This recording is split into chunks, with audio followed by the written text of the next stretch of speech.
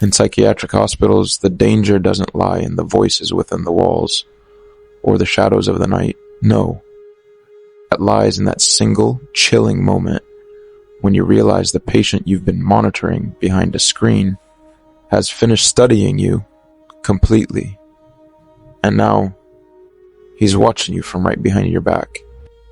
I started my job as a night nurse at Woodlands Sanatorium, deep in the mountains of Central Oregon.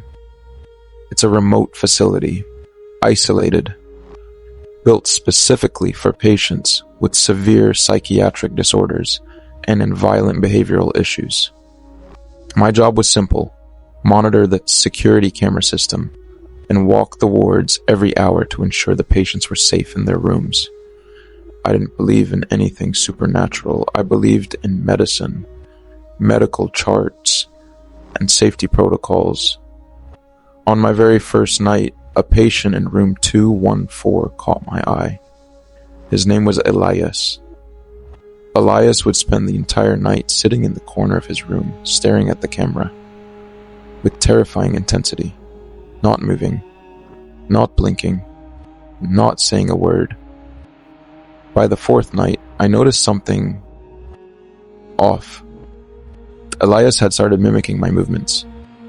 If I took a sip of my coffee, he'd raise his hand to mimic the action. If I straightened my tie, he'd reach up and tug at his collar. At first, I ignored it. I convinced myself it was just pathological mimicry. But on the fifth night, something shattered my composure. During my 2 a.m. round, I walked past his room, and the door was ajar. That was a direct violation of protocol. I knew. I distinctly remembered locking it myself. I pushed the door open. Elias was still in his corner, but he was holding a small piece of paper. As I approached, he pulled the paper back and hid it under his body. I told him to stay calm, but he didn't look at me. He just whispered in a voice so low it felt like a draft. "The key in your pocket. It's not for my room. It's for yours." A shiver ran down my spine. I was terrified, wondering, does this man know me? Was there a security breach in the employee files? How did he get my personal information? The next night, I discovered the sanatorium director had been hiding the truth about Elias.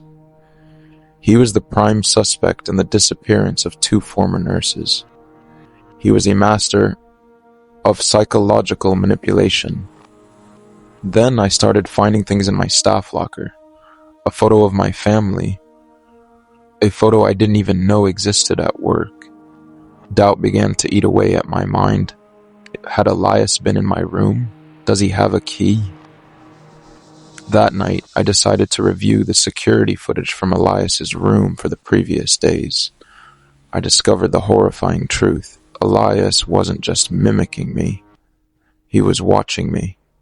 Every time I left my station for my rounds or stepped away to sleep, he would slip out of his room, silently, walk through the hallways, reach the administration office, and return before I finished my shift. The sanatorium wasn't haunted. It was suffering from a catastrophic security failure, and a patient who was far too smart. He had been studying my vulnerabilities. Around 4 a.m., while I was reviewing the footage, the power cut out. The entire building went dark. Silence. Total, suffocating silence. Then I heard it. The click of his door lock opening from the inside. There were no ghosts, just a mentally unstable man, armed with a stolen key, roaming the dark corridors of the hospital. And he knew exactly where I was sitting. I grabbed my phone to call security, but no service. The line was dead. Suddenly I remembered. I had left the office door open. My breathing started to accelerate. Not because of a ghost, but because of a human.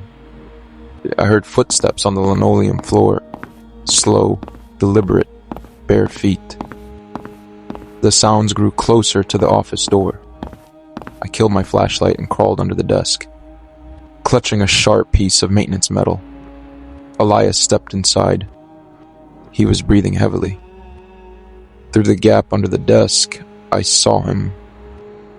He was wearing my clothes, the shirt I had left in my locker before my shift, and my ID badge hanging around his neck.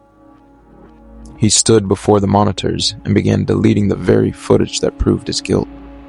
He was so calm, it was chilling, like he was just punching a clock. Suddenly he stopped. He looked directly at the spot where I was hiding under the desk. A faint, twisted smile crept onto his face. He pulled a security radio from his pocket, pressed the button, and said with cold precision, "We have a malfunction in the security system. The new nurse has suffered a nervous breakdown and is currently in his room. Please, come assist." In that second, I realized it. They were going to come in, find me in his room while he walked out, wearing my clothes and my identity. And no one would believe me.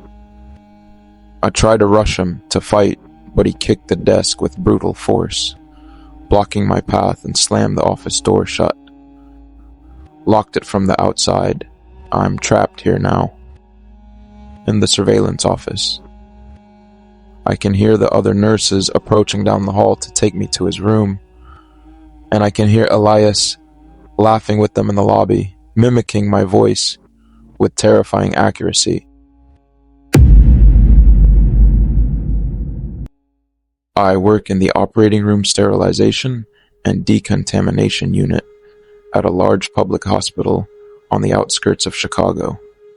My job is simple. The moment the patient and the surgeons leave, I go in.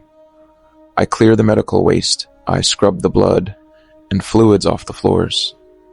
It's routine, brutal, depressing, but it pays the rent. Last Tuesday night, there was an emergency surgery in OR 4. The medical team rushed out, as they usually do, leaving me alone with the chaos to do my job. I stepped into the room. The smell was suffocating.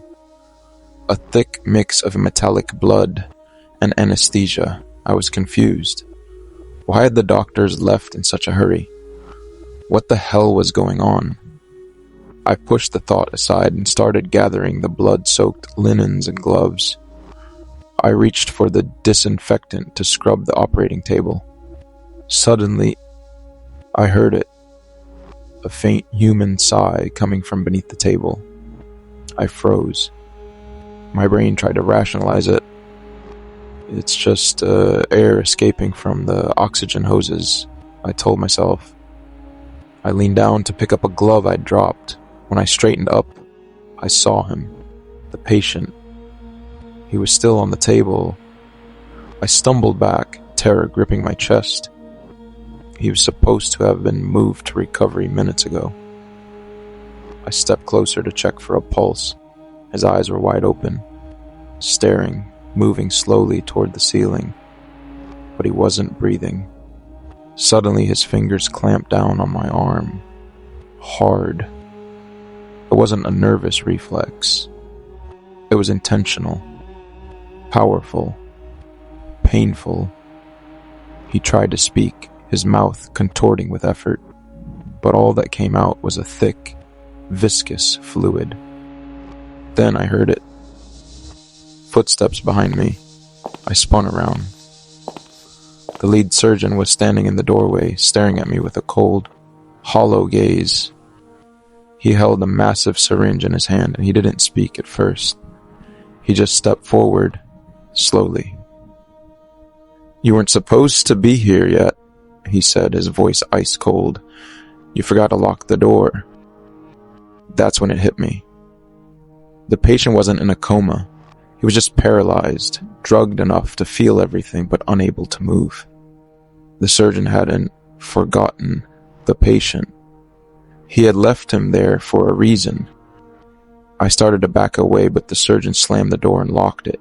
He pulled a surgical mask over his face, gripping a scalpel, acting as if he were simply finishing an undocumented, illegal procedure. I tried to scream, but he lunged at me with speed I didn't think a man his age possessed. We grappled, the room narrow and slick with blood. I hit the floor and he tried to plunge the scalpel, and whatever was on it, into me. In a desperate act, I kicked the operating table with everything I had.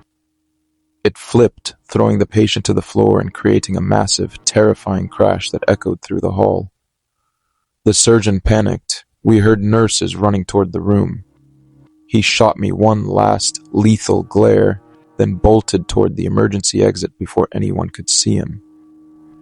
The staff burst in. They saw the patient on the floor and the scalpel lying next to the surgeon's spot. When they asked what happened, I was still in total shock. I told them the truth. But later, the hospital director called me into his office. He looked at me coldly. "You're suffering from work-related stress," he said. "The surgeon you described has been on leave for 2 days. The patient was in critical condition and just passed away." I realized then I wasn't fighting a ghost. I was fighting a network, a ring inside this hospital, a doctor who used the cover of surgery to perform illegal acts. At that moment, one of the nurses who had been on the team walked in. She looked at me.